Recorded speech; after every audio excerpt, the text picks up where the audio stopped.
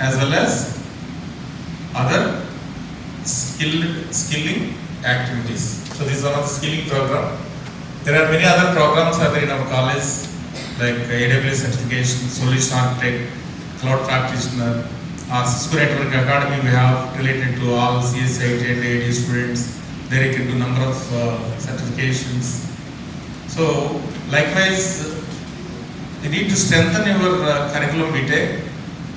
If you are just mentioning, I'm having CGPA of 9 of noise. 9 CGPA very good, you are a good student, you are doing all academic activities you are carrying out, and you are confined to only academics only. But industry expectation, if you are confined to all academics, they won't consider. That is one eligibility criteria, very good. 9, 8.5 CGPA, 8.8, whatever.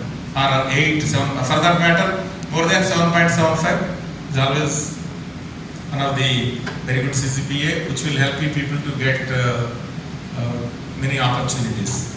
But at the same time, in addition to that,